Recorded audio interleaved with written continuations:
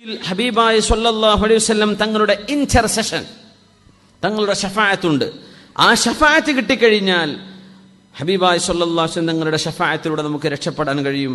അതിന് നമുക്ക് ചെയ്യാനുള്ള ഒരൊറ്റ പണി, ഔലന്നാസി ബി യൗമൽ ഖിയാമ, അന്ത്യനാളിൽ എന്നോട് ഏറ്റവും കടപ്പെട്ടിരിക്കുന്ന ആളുകൾ അക്സറുഹും അലയ്യ സ്വലാത്തൻ, എനിക്ക് മേൽ ഒരുപാട് സ്വലാത്ത് ചൊല്ലുന്ന ആളുകളാണ്. സല്ലു അലാ റസൂലില്ലാഹ്, ഇരുന്നുകൊണ്ട് അല്ലാഹുമ്മ സ്വല്ലി അലാ സയ്യിദിനാ മുഹമ്മദിൻ വഅലാ ആലി സയ്യിദിനാ മുഹമ്മദിൻ വബാരിക് വസല്ലിം അലൈഹി. ഒരുപാട് സ്വലാത്ത് ചൊല്ലുക, അത് തന്നെ ഒരു തർബിയത്താണെന്നാണ്. സ്വലാത്ത് തന്നെ ഒരു തർബിയത്താണ്. നബി സല്ലല്ലാഹു അലൈഹി വസല്ലം തങ്ങളുടെ ഹബീബായ തങ്ങളുമായി ഒരു ആത്മീയ ബന്ധമുണ്ടാക്കുക. അങ്ങനെ അള്ളാഹുലേക്ക് നമുക്ക് എത്തിച്ചേരാൻ ഒരു മനുഷ്യരിലൂടെ നമുക്ക് വഴിയുള്ളൂ. അത് നബി തങ്ങളാണ് സല്ലല്ലാഹു അലൈഹി വസല്ലം.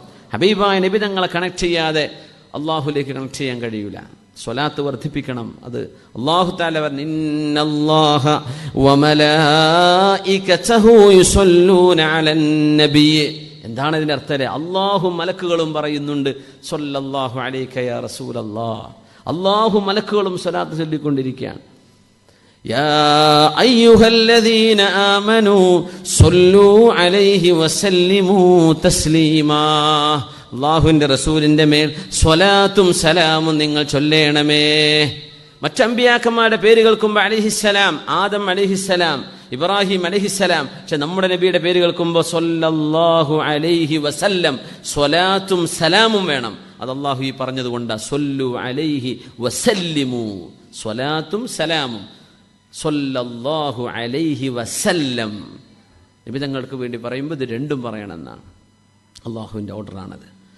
صلوا على النبي محمد وآله اللهم صل على سيدنا محمد وعلى آل سيدنا محمد وبارك وسلم عليه. ونركز اللي يقولوا اللهم صل على سيدنا محمد وعلى آل سيدنا محمد وبارك وسلم عليه.